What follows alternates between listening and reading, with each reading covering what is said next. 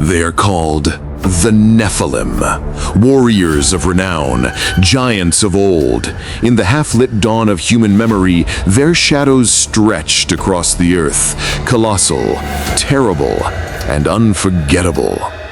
And if you, a modern human, were dropped into their world for even a single day, you wouldn't survive. Today, we journey back into the mist-filled cradle of ancient myth and legend, to an age where humanity was not alone, and every sunrise was a fight for the right to see another. Picture the world thousands of years before the rise of Greece, before the pharaohs carved their names into stone, before Rome learned to march. This world is raw, untouched, untamed, a place where mountains groan under storms and rivers carve the land like claws. Humanity lives scattered, fragile, clinging to the edges of existence. But it is not nature that terrifies the most. It is what walks above them. The Nephilim. Standing 3, even 4 meters tall, massive bodies forged by brutal labor, hardened bone and a lifetime of killing. They are not gentle titans. They are predators, territorial, unpredictable, violently dominant. You, with your soft hands, indoor life, and comfortable worldview, would be prey. The moment you arrive, your first hour begins with a sound you cannot mistake. A footstep, but heavier. A weight that vibrates through your bones. You flatten yourself behind the nearest rock, heart pounding. But hiding won't help you. The Nephilim don't see the world as you do. They track by scent, by tremor, by the faintest irregularity in the wind.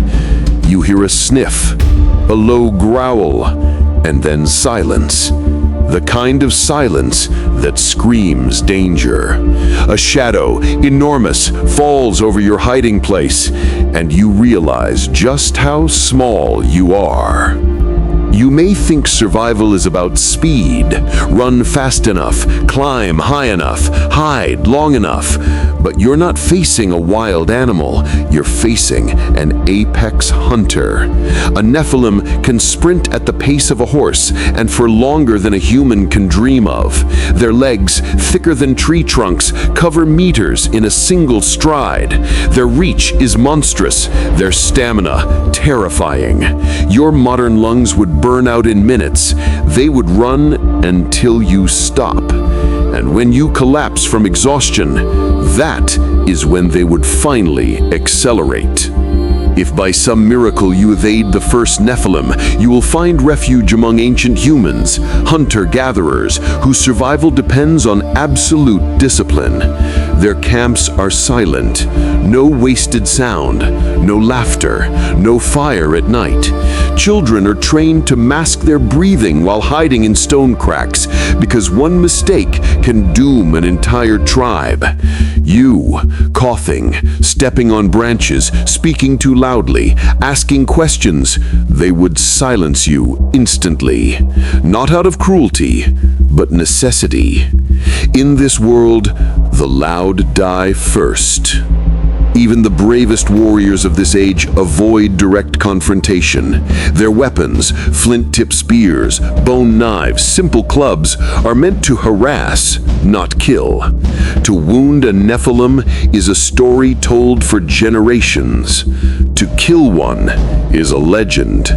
You, armed with nothing but your modern knowledge that means nothing without steel or strategy, you are as threatening as a child. One blow from a Nephilim's fist could crush your ribcage. One thrown stone could tear you apart mid-sprint. Humanity survived not by strength, but by staying unseen. Night is worse. The Nephilim see well in the dark, their massive pupils drinking in starlight. They hunt when the world sleeps, and their senses sharpen under the lunar glow. You, stumbling through the forest with no fire, no shelter, no thermal protection, you would shiver uncontrollably. a deadly mistake. Shivering makes sound. Sound attracts giants. Tribal elders teach the children to bury themselves in leaves, to slow their breathing, to let the cold pass through them, and still, many do not survive their first winter. You wouldn't last a single night.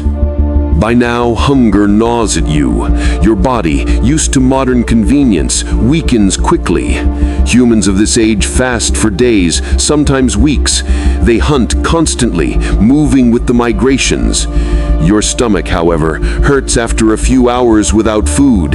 Your hands cannot build a fire. You cannot track. You cannot butcher. You cannot identify safe plants. You wander, disoriented, through a world you were never meant to face. And as your weakness grows, your scent changes. To a Nephilim, this is the scent of opportunity. The last hours of your life arrive not with triumph, but with inevitability. A Nephilim has found your trail. You hear it long before it reaches you, branches snapping, earth shifting beneath its weight. You run, but your legs fail you. You hide, but its senses betray your position. The world narrows to the echo of its breath, the thud of its approach, and the crushing truth that you were never the apex species of this world. Not here, not now, not in the age of the Nephilim. We often imagine the ancient world as primitive, weaker, simpler, but it was none of these things. It was brutal, it was merciless, and it forged humanity into what it is today: adaptable, resilient, patient, strategic. We survived because we learned to think before we fought, to hide before we hunted, to plan before we dared to challenge the monsters that ruled the earth. The age of the Nephilim was not our world, but it shaped the world we inherited. So if you ever find yourself imagining life in those ancient days, remember, survival was not guaranteed. Courage was not optional, and every sunrise was a victory, because in the age of giants, even one day was a lifetime.